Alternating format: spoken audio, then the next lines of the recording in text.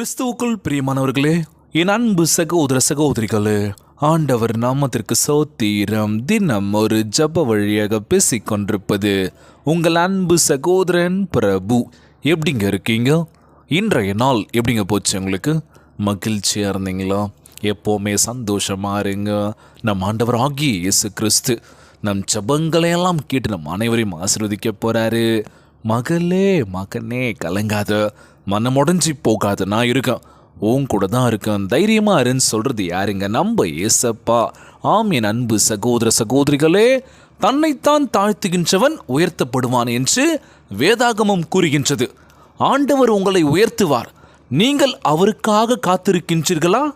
அவரையே நம்பி இருக்கின்றீர்களா? அவர் நிச்சயமாய் உங்கள் வாழ்க்கையை உயர்த்துவார். அழகான வார்த்தை பாடுங்க. இன்றைய நாள் தன்னைத்தான் தாழ்த்துகின்றவன் உயர்த்தப்படுவான் என்று வேதாகமம் கூறுகின்றது. இன்னைக்கு எத்தனை பேர் நம்ம இந்த மாதிரி இருக்கோம்? எல்லாமே எடுத்தோன்னே நம்ம வாழ்க்கையில் உயர்ந்துடணும்ல. எல்லாருமே அடிபட்டு ஒரு சில வழிகள் தாங்கிக்கிட்டு எவ்வளோ பேர் வாழ்க்கையில் ஜெயிச்சவங்க இருக்காங்களோ, அவங்களே அமைதியாக இருக்கும் போது நம்மக்கிட்ட எதுவுமே இல்லை, ஆனால் இருந்தாலும் ஒரு பந்தமான ஒரு வாழ்க்கை வாழ்ந்துட்டுருப்போம்ல.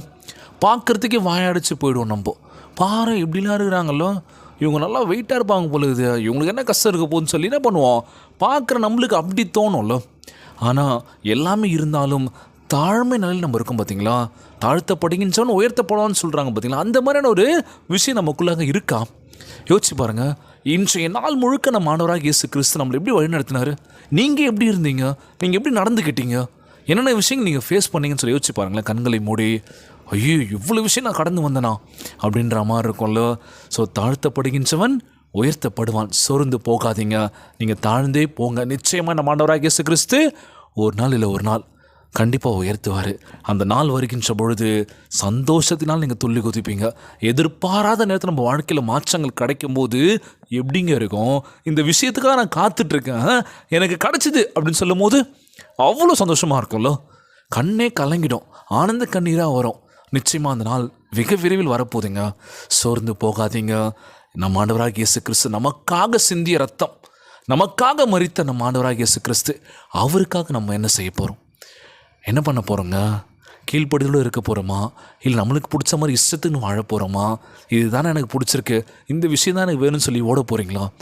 பணிந்து தாழ்மையோடு நம்ம ஆண்டவரத்தில் கேட்கின்ற பொழுது நிச்சயமாக கொடுக்க போகின்றார். கலங்காதீங்க, சோர்ந்து போகாதீங்க, ஒருத்தருக்கு ஒருத்தர் விட்டு கொடுத்து போயிடுங்க. அவ்வளோதான். இன்றைய நாள் நம்ம ஆண்டவராக இயேசு கிறிஸ்து உங்களை மேன்மைப்படுத்த போகின்றார். நீங்கள் ஆரோக்கியமாக இருக்கணும், நல்லா இருக்கணும். இந்த உலகத்தில் நம்ம வாழ்கின்ற வாழ்க்கை பார்த்திங்கன்னா அர்த்தம் உள்ளதாக இருக்கணுமா? எப்படி அப்படின்னா, இந்த பிரதர் இருந்தாங்க, இந்த சிஸ்டர் இருந்தாங்கப்பா, இந்த விஷயம்லாம் நடந்தது, இதே மாதிரி நான் அவங்கள ஃபாலோ பண்ணி அவங்க எப்படி பண்ணாலும் அதை நான் சூப்பராக பண்ண போகிறேன், இந்த மாதிரியான உதவிகள் பண்ண போகிறேன், இந்த மாதிரியான விஷயங்கள் பண்ண போகிறேன் அப்படின்னு சொல்லி என்ன பண்ணோம், அடுத்தது கண்டினியூஸாக நம்மளை பற்றி பேசணும் அப்படின்னு சொல்லுவாங்களாம். ஆனால் இன்றைய காலகட்டத்தில் நம்ம எதை நோக்கி ஓடிட்டுருக்கோன்னு சொல்லி யோசிச்சு பாருங்களா. உங்களே நீங்கள் யோசிச்சு பாருங்கள். யாரையும் பார்க்காதீங்க, உன் நண்பனை பார்க்காதீங்க, சொந்த பந்தங்களை யாரையும் பார்க்காதீங்க, உங்களுக்குள்ளார உங்களை தேடுங்களா. என்கிட்ட என்ன நல்ல விஷயம் இருக்குது, என்கிட்ட என்ன டேலண்ட் இருக்குது, அதை எப்படி வெளியே கொண்டு வரலாம் அப்படின்னு சொல்லி யோசிச்சு பாருங்க. நிச்சயமாக நம்ம வாழ்க்கை நிலமா மாற போகின்றது. ஆம் என் அன்பு சகோதர சகோதரிகளே, நம் ஆண்டவர் ஆகிய இயேசு கிறிஸ்து உங்களுக்குள்ளார ஒரு மாற்றங்களை கொடுக்க போகின்றார். கண்டிப்பாக உங்களுக்குள்ள சேஞ்சஸ் இருக்க போது. நீங்கள் சாட்சியுள்ள பிள்ளைகளாக இருக்க போகிறீங்க. தம்முடைய ரத்தத்தை சிந்தி உங்களை தமக்கு சொந்தமாக்கி கொண்டுள்ளபடியினால் உங்களை மேன்மைப்படுத்துவதாக நம் ஆண்டவராகிய இயேசு கிறிஸ்து வாக்கு தத்தத்தை கொடுத்திருக்கின்றார். அது நிச்சயமாகவே நிறைவேறும் என்று நம்ம நம்பிக்கையோடு பயணிக்கணும். ஒவ்வொரு நாளுமே இன்றைக்கி மாறாதா, நாளைக்கு மாறாதான்னு சொல்லி நம்ம யோசிச்சுட்டு இருக்கோம்ல. எடுத்ததுமே நம்ம டாப்புக்கு வரணும்னு நினைக்கிறோம்ல. எடுத்ததுமே எல்லாமே கிடச்சணும்னு நம்ம நினைக்கிறோம்ல. எடுத்ததுமே கிடைக்கவே கிடைக்காதுங்க. அதுக்கான உழைப்பை கண்டிப்பாக போடணும். அதுக்கான எஃபெக்ட் நம்ம கண்டிப்பாக போட்டால் அதற்கான பலன் கண்டிப்பாக இருக்குது அப்படின்னு சொல்லுவாங்களாம். தன்னைத்தான் தாழ்த்துகின்றவன் உயர்த்தப்படுவான் என்று வேதாகமத்தில் கூறியதை போல் நம்ம ஆண்டவராகிய இயேசு கிறிஸ்து நம்ம வாழ்க்கையை மிகப்பெரிய உயரத்துக்கு உயர்த்த போகின்றார். மகளே மகனே கலங்காத, சோர்ந்து போகாத, உற்சாகமாக ஒவ்வொரு நாளும் சொல்லிச்சுக்காரங்க. பார்த்துக்கலாங்க, எதுவும் கடந்து போகும் வாழ்க்கையில். சோகமாக இருக்காதீங்க, சந்தோஷமாக இருங்க. உங்களை சுற்றி உள்ள உறவுகளை சந்தோஷமாக பார்த்துக்கோங்க. முக்கியமாக சொல்ல போனால் அப்பா அம்மாவை நல்லா பார்த்துக்கோங்க. இதுதான் முதலாவது நம்ம செய்யக்கூடிய ஒரு விஷயம். இதுதான். கடவுளை போய் நம்ம ஆலயத்தில் தேடலாம், ஜபத்தில் தேடலாம் நினைக்கிறோம். ஆனால் வீட்டில் இருக்க கடவுளை நம்ம தேடுறதே விட்டுட்டோம்ல. யார் பிரதர் அவங்க அப்படின்னு யோசிக்கிறீங்களா? நம்மளை இந்த உலகத்துக்கு அறிமுகப்படுத்தினா நம்ம அம்மா அப்பா, அவங்கள நீங்கள் நல்லா பார்த்துக்கிறீங்களா? கண்டிப்பாக நம்ம எல்லாருமே நம்ம அம்மா அப்பாவை நல்லா பார்த்துப்போம்ல. கண்டிப்பாக பார்த்துப்பீங்கன்னு ஒரு நம்பிக்கை இருக்குது. ஜெபியுங்கள். அம்மா அப்பாலாம் நல்லா இருக்கணும், அவங்களுக்கு எந்த பிரச்சனை இருக்கக்கூடாது. ஆண்டவரே எங்களுக்காக கஷ்டப்பட்டாங்க, எங்களுக்காக ஒவ்வொரு விஷயத்தையும் பார்த்து பார்த்து பண்ணாங்க. ஆனால் இன்றைக்கி எத்தனையோ பெற்றோர்கள் கைவிடப்பட்டு தனித்தனியாக இருக்காங்களோ. ஆண்டவரே அந்த மாதிரி நிலைமை யாருக்குமே வரக்கூடாதுப்பா. ஒவ்வொரு பெற்றோர்களுக்காக நான் செபிக்கிறேன் ஆண்டவரே. உடலில் சுகத்தை கொடுங்க ஏசப்பா. ஒவ்வொரு பிள்ளைகளுக்காக செபிக்கிறேன் ஆண்டவரே. தாய் தகப்பனை கண்ணும் கருத்துமாக பார்த்துக்கணும் ஆண்டவரே. அவங்க நம்மளை குழந்தையா இருக்கும்போது எப்படி பார்த்துக்கிட்டாங்களோ, அவங்க இப்போது முடியாத நிலைமை இருந்தால் கூட நாங்கள் பார்த்துப்போன்ற ஒரு மனநிலையோடு வரணும் ஏசப்பான்னு சொல்லி செபிக்கலாமா? முன் வந்து எல்லாமே செய்யணும்னு சொல்லி கேட்கலாமா? அக்கா தங்கச்சியாக இருக்கட்டும், இல்லை அண்ணன் தம்பியாக இருக்கட்டும், ஒற்றுமையாக சமாதானமாக இருக்கணும்னு சொல்லி கேட்கலாமா? இன்றைக்கி எத்தனையோ குடும்பத்தில் பிரச்சனைகள்.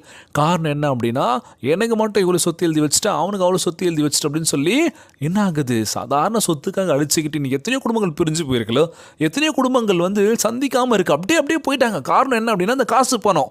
உறவுகள் தேவையில்லை, சொந்த பந்தங்கள் தேவையில்லை, அன்பான அம்மா அப்பா தேவையில்லை, எனக்கு இந்த முக்கியம் இந்த சொத்து சொக்கம் தான் வேணும்னு சொல்லி இன்றைக்கி பிரச்சனை மேலே பிரச்சனை போய்கிட்டே இருக்குல்ல பெருசாக. என்னங்க சொத்து சுகம்? நமக்கு கிடச்ச மிகப்பெரிய சொத்து என்ன?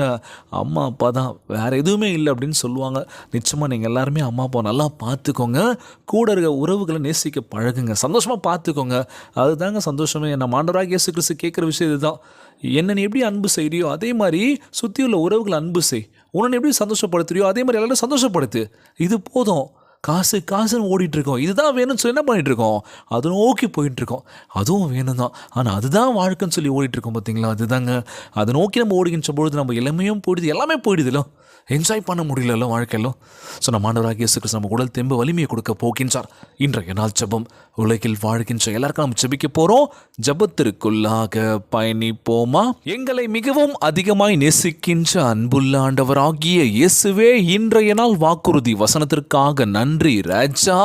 ஆண்டவரே, உமக்கு முன்பாக தங்களை தாழ்த்துகின்றவர்களை உயர்த்துவதாக நீர் அளித்திருக்கும் மகிமையான வாக்கு தத்துவத்திற்காக உம்மை சோத்திருக்கின்றனப்பா. ஆண்டவரே, நீர் மாத்திரமே எனக்கு பலனை கொடுக்க முடியும்னு நம்புகிறேன் ஏசப்பா. நீரே உண்மையுள்ள இரட்சகராய் இருக்கின்றபடியினால் உம்மையே ஆராதித்து ஜெபிக்கின்ற ஆண்டவரே. இவ்வுலகில் நிறைவேறாத ஆசைகள் எவ்வளோ இருக்கு ஏசப்பா, அதையெல்லாம் நிறைவேற்றுவீரன் நம்புகிறேன் ஆண்டவரே. கிறிஸ்துவின் மூலம் நீர் எங்களுக்கு தருகின்ற நித்திய சுதந்திரத்தை பற்றிக்கொள்ள எங்களுக்கு பலனை கொடுங்க ஏசப்பா.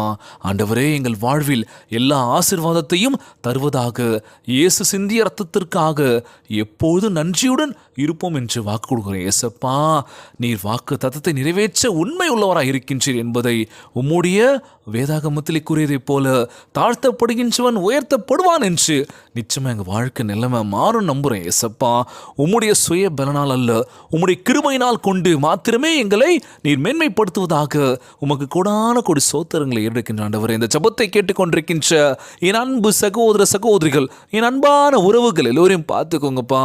எல்லோரும் நல்லா இருக்கணும். முக்கியமாக ஒவ்வொரு பெற்றோர்களையும் ஆசீர்வதிங்க. தாய் தகப்பன் உடல் தெம்பும் வலிமையாக இருக்கணும்னு கேட்குறேன் ஏசப்பா. எந்த ஒரு பிள்ளையும் கைவிடாதபடி பெற்றோர்களை நல்லபடியாக பார்த்துக்க வேண்டும் என்று கேட்குறேன் ஏசப்பா. எல்லோரும் நல்லா இருக்கணும் ஆண்டவரே. நோய் நொடியினால் அவதிப்பட்டு கொண்டிருக்கின்ற ஒவ்வொரு சகோதர சகோதரிகளை உமது கரங்களால் தொட்ட நோயில் அகற்றி போடுவீராக. உம்மால் கூடாத காரியம் ஒன்றுமில்லை ஆண்டவரே. எல்லோரும் நல்லா இருக்கணும்ப்பா. ஒவ்வொரு குழந்தை செல்வங்களை ஆசீர்வதிங்க. உடல் தெம்பும் வலிமை தர வேண்டும் என்று கேட்குறேன்ப்பா. எல்லோரும் நல்லா இருக்கணும்ப்பா. இன்றைய நாள் ஜெபம் இயேசுவின் விலையேற பெற்ற நாமத்தினாலே ஜெபிக்கின்றேன் நல்ல பிதாவே. ஆமேன், ஆமேன். இயேசுவுக்கே புகழ், இயேசுவுக்கே நன்றி. மரியே வாழ்க. God bless you all.